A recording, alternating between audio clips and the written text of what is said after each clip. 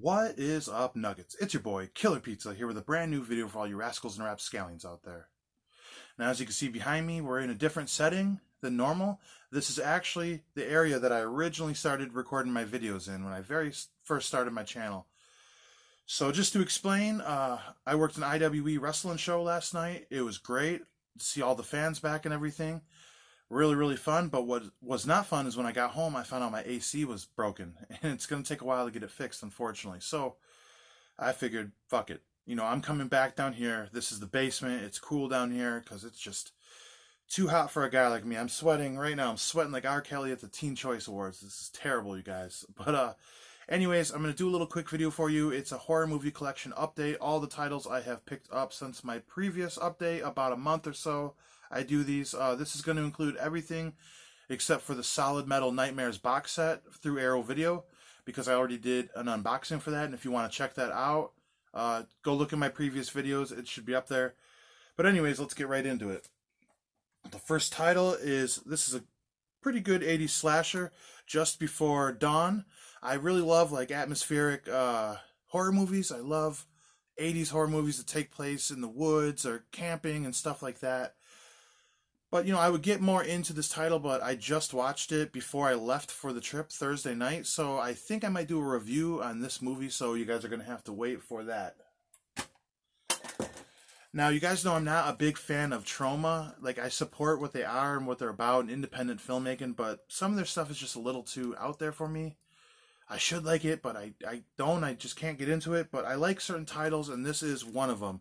Return to Nukem High. This movie is so wild. I believe it's been a while since I've seen it. I believe, a bunch of toxic waste gets loose in the school and turns some of the students into like mutants or something like that. And then it's the mutant gang is coming after everyone else, and it's just shenanigans and craziness. If you know about Troma, you know how crazy this one is. And really cool artwork, by the way.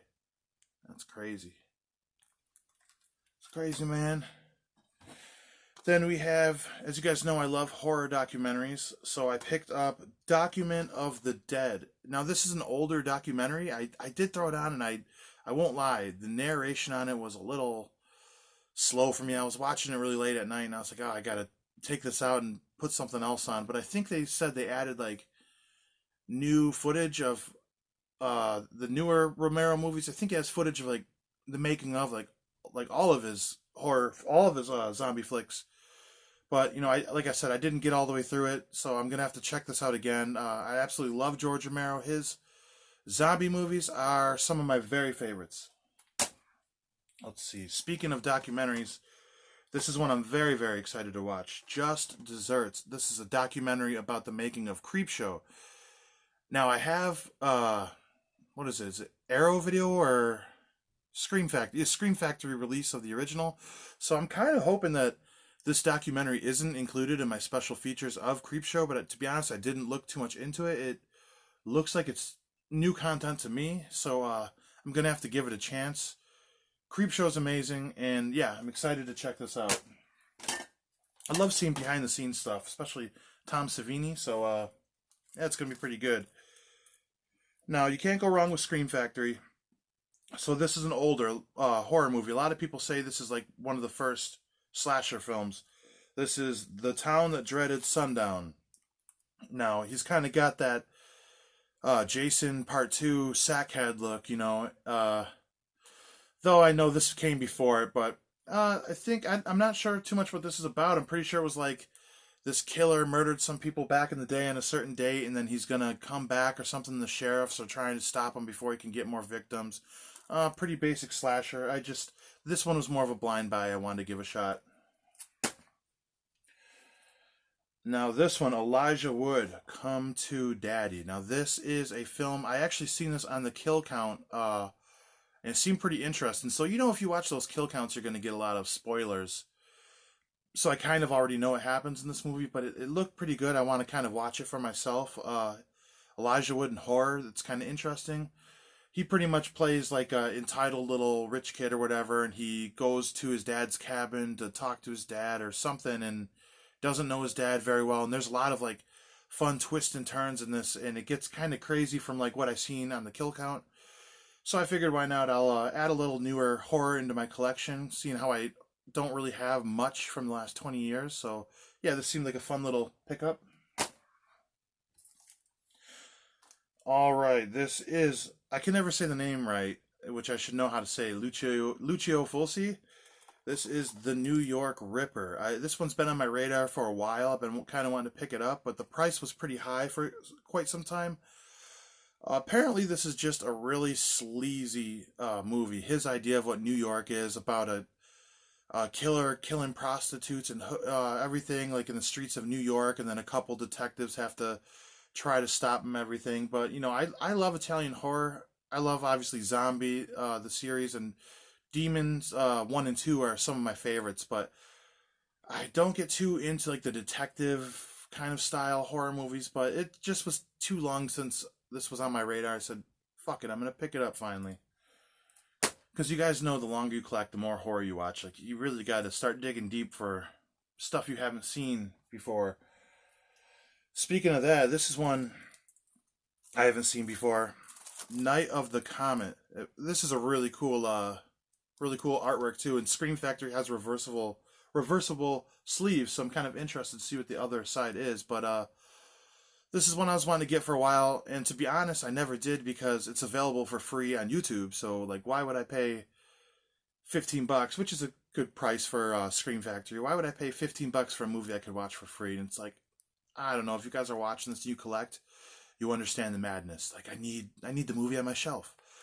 But the plot of this seems really cool. You know, like a comet hits and there's like a handful of survivors, and then there's like radioactive mutant like killers chasing them down. Yeah, you know, almost like a zombie movie in a way. But I love like survival movies and anything like close to zombies. So yeah, this should be pretty fun to check out. Excited for this one. This might be, I'll probably watch the Creepshow documentary first out of this stack, but this might come second. Now I have one. I tried to watch this movie. I've heard a lot about it. Spookies. I couldn't get it to play on my Blu-ray player, so you know, I'll have to give it another chance later. Pretty much what I seen, you know, in the beginning of what I was watching, it was like two carloads of people were leaving a party and they were going to some house or something. I don't know. I've seen a lot of screenshots from like what's happening in this movie. You can see in the background all these monsters. I've seen some clips from this. I don't know much about it. Blind by, it's known for being total cheese, 80s cheese, and just totally over the top and ridiculous. Some of these like practical effects and monsters I've seen in some of these clips, I'm like, oh man, I have to get this movie and check it out. And then last is one I watched recently, Trapped Alive. This one wasn't too bad, nothing too special. It was like two girls were on their way to a party, and these escaped inmates took them hostage, and then their car broke through like a part of the ground they were driving on. They fell down in like this mine shaft almost. And yeah, it's just the girls and the killers, and then the inmates, and then a killer comes along and starts killing everyone. This was just okay. The killer was kind of corny, not a high kill count, but I actually didn't mind. Like, the atmosphere and a lot of the dialogue was somewhat entertaining, so it was a little different. Nothing too special.